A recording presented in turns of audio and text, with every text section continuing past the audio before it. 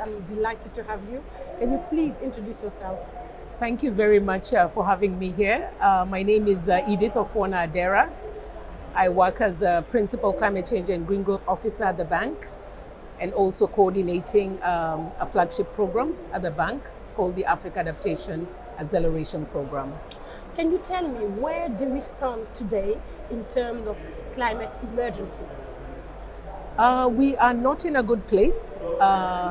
The recent report from the Intergovernmental Panel on Climate Change showed that we are having very devastating effects of climate change across the world, and that there's need to increase the pace, the scale of climate action, particularly on adaptation, as well as mitigation, that we need to work on both fronts.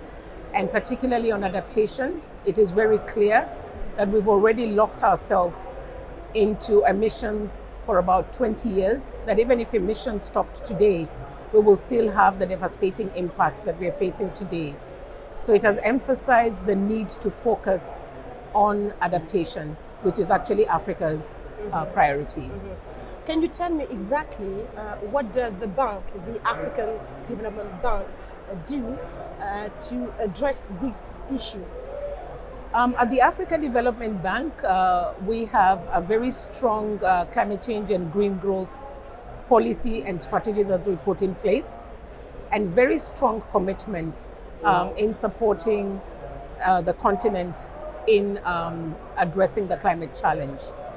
So within the bank, for example, we have put in place a target to mobilize 25 billion between 2020 and 2025 to address the climate challenge. We also have flagship initiatives that we've put in place, one of which is the Africa Adaptation Acceleration Program, which again is also mobilizing an additional 25 billion up to 2025 to address this particular problem. The Africa Adaptation Acceleration Program is focusing on 4 critical areas that are a priority for Africa, which is also reflected in the national determined contributions of the African countries. One is addressing food security and really looking at how we can ramp up food production in the continent, targeting about 30 million farmers across 26 least developing countries. The second one, we know that with climate impacts, infrastructure is affected, and about 50% of Africa's infrastructure is yet to be built. So we have to make sure that the infrastructure that's being built within the continent is climate resilient. So that's the second pillar that we're focusing on, and really trying to ensure that new infrastructure that's being built in the continent is resilient. We're looking at mobilizing about 7 billion to support that work. We know that Africa is a youthful continent, so we're really focusing on youth entrepreneurship and jobs creation.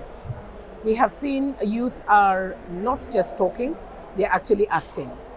And so the idea is to support innovative youth enterprises across the continent to really drive climate action, create jobs, and also make a livelihood for themselves.